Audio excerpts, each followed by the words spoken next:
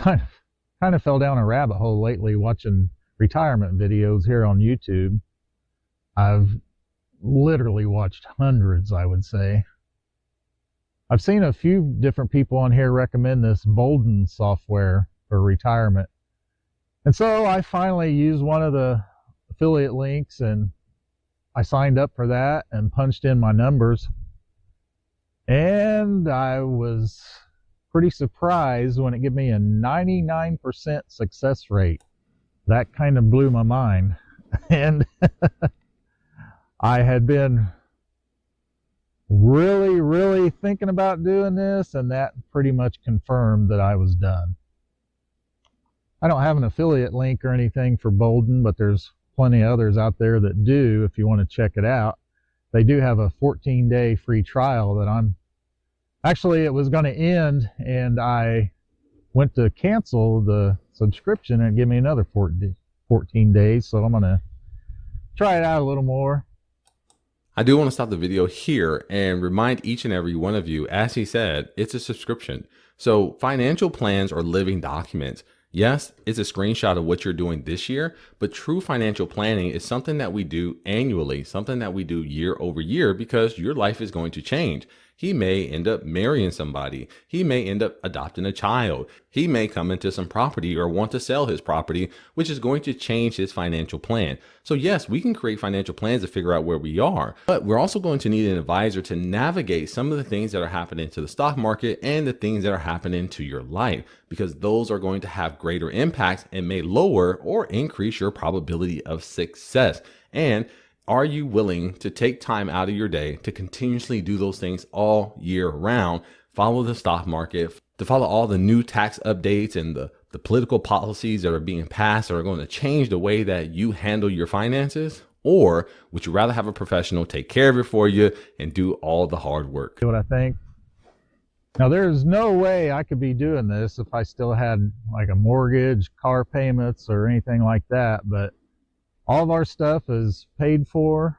We have zero payments. Only thing we got to worry about is taxes, insurance, stuff like that. My biggest expense is probably going to be health insurance. Right now I'm looking at Indiana Farm Bureau health insurance, and that's not cheap. And I'm sure it's like all insurance, it'll go up every year. But I factored that into my planning. You know, I always thought I'd have to have $1 million stashed away to retirement, and I was actually on pace for that at one time. I had a pension, my 401k was doing great, but life happens, you know. We had the crash of '08 that took away probably a third of my savings in my 401k, and then working for big corporations, you know how they do you.